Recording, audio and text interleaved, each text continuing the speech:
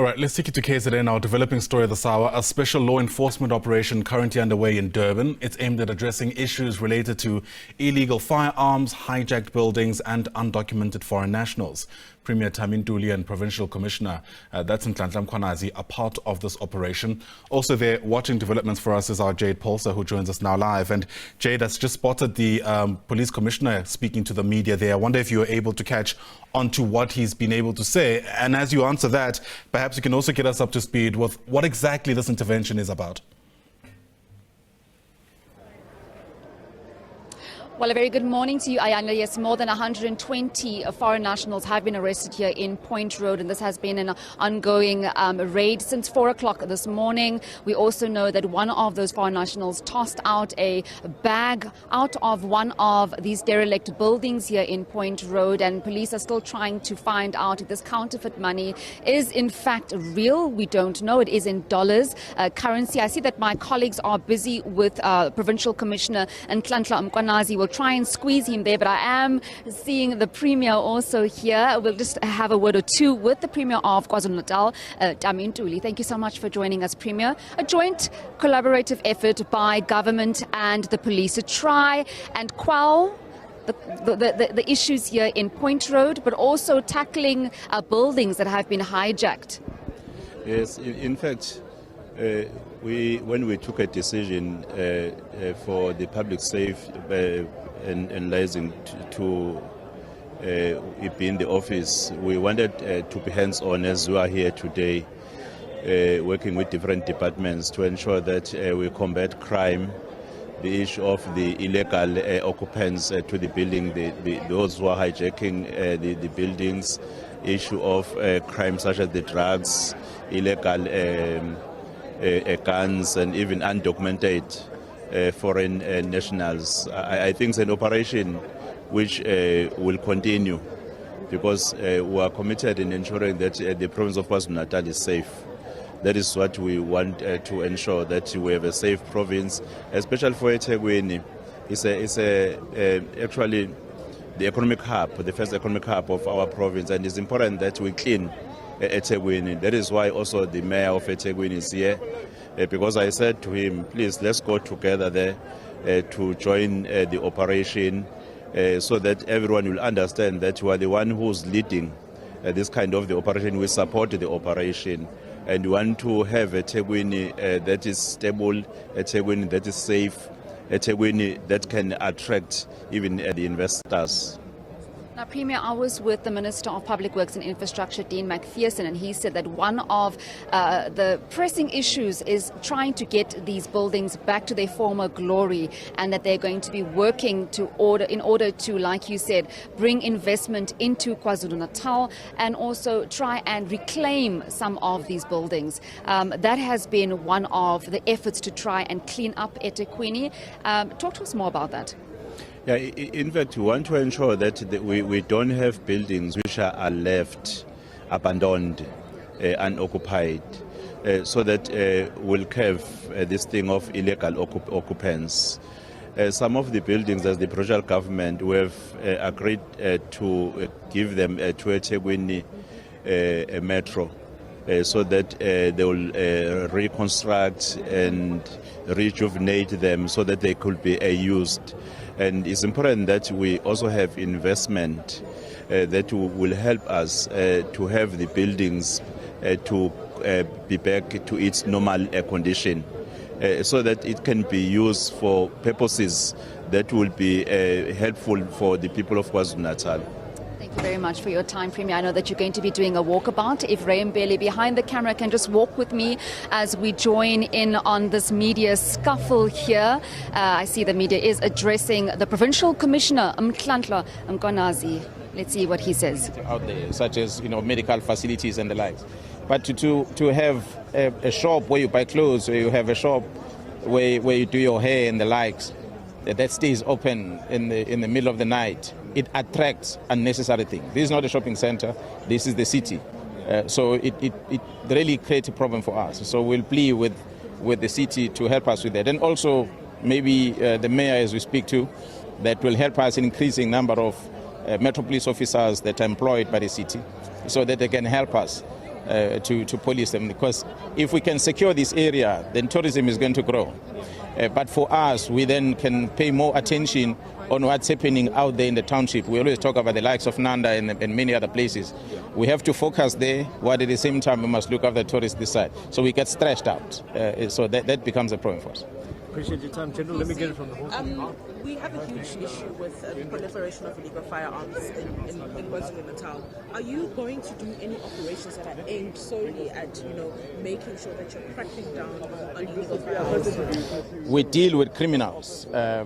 Criminals, some of them they carry firearms, some of them they carry knives, dangerous weapons, but we deal with criminals. A firearm issue is something that at the head office, from the ministry side, they're trying to assist us with in terms of reviewing the laws on the issuing of a firearm license, the sales of firearms and ammunition, in order to have a better control on that. So for the police to go and sniff out firearms is not going to be an easy thing. There is no tracking device in these guns, so we cannot guess where the firearm is.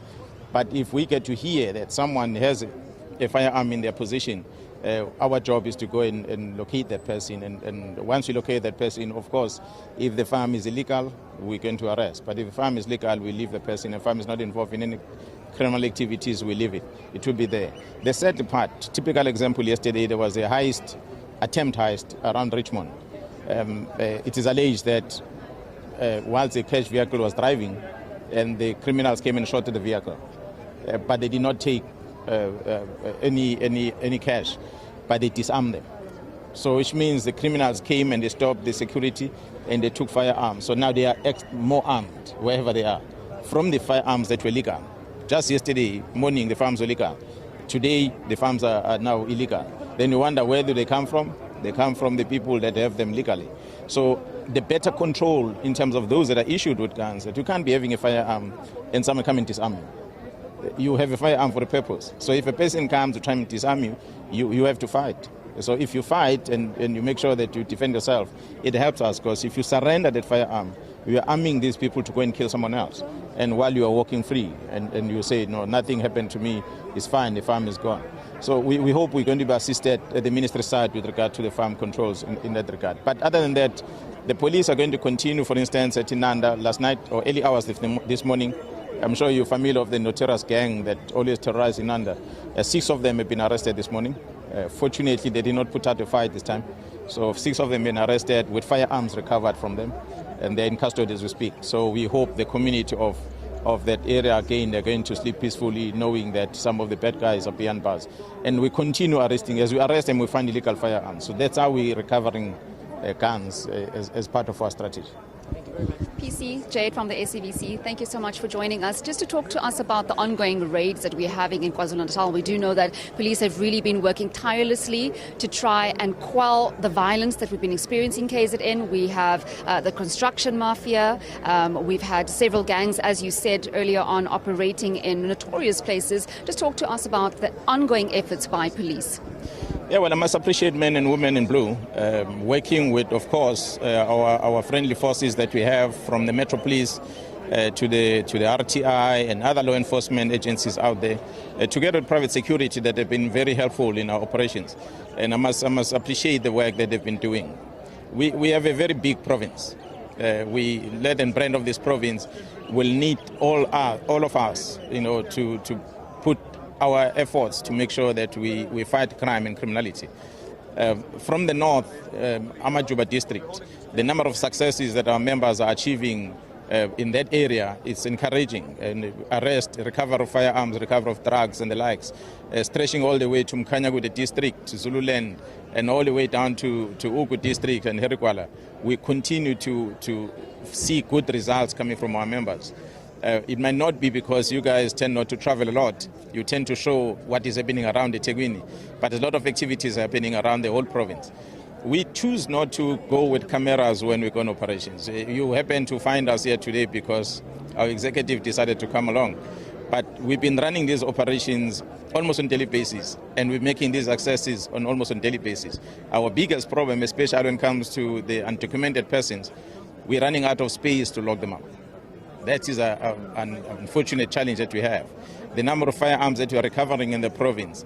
We've had recent engagement with the NPA as well as judiciary in order to try and prevent these firearms from being kept mostly at police station for the purpose of them being evidence in court, and centralize them to a more secure place, because there's quite a number of guns that we are collecting as a province as we are in this effort of cleaning up our province. But we're encouraged, and we're quite excited with the community that are working very hard to also share information with us, which help us to arrest these criminals. And I believe that if we continue on this working arrangement with all the parties involved, is going to make the province a safer place. PC, just in terms of this raid, this is possibly one of the largest ones that I've seen. More than 120 foreign nationals, illegal foreign nationals arrested. If you can just talk to us more about this particular raid and what was found. Were there any illegal firearms as well? No, there's no firearms been found, but there's a lot of drugs, a lot of money, fake US dollars that is worth almost 4 million rand, amongst other things that have been found here. So we continue searching. There's still dogs and members that are still in some of the buildings.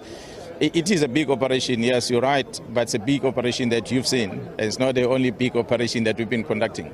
So on weekly basis, we run this type of cordon and search operations, amongst other intelligence-driven operations as we do out there.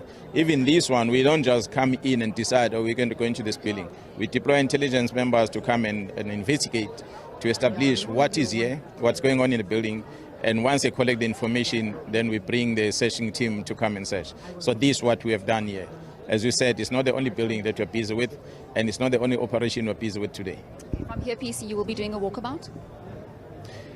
No, the Premier want to go and see how does it look like inside there. It's basically like a pigsty inside this building. It's not a place where human beings should be living. But as you can see through the windows, they're there, they live there. So it's important for the Premier and the Mayor to get to experience the life that the people that are living inside the place. And some of them, and I must say majority of them, are victims because they've been lured to come and rent the space here because they're looking for work. They don't have any place to stay, so they pay rent, but not knowing that the rent they're paying to someone who's owning the building illegally. So, and they demarcate some of the rooms inside, and it just looks horrible. But you'll get to experience as we go inside. But I want to encourage all of you to put your mask on, because we don't want, when you come out here, you complain about being sick. It's not very friendly inside there. I'll leave you to it. Thank you very much for your time. That was the Provincial Commissioner of KZN Police, Nhlanhla Mkhwanazi, just talking to us about the operations here on the ground. As you heard there, they will be doing a walkabout into one of these buildings here that have been hijacked, and they are saying that they're going to reclaim this. Now, Point Road is very notorious. Several buildings here have been hijacked, and they are going to be literally showing the executive, being the mayor and the premier of the province, how it looks inside. As I said, more than 120 illegal foreign nationals have been arrested. They do not have permits to be in the country, and I am sure that number will be increasing as the day unfolds. Ayanda, I'll leave it there and back to you in studio.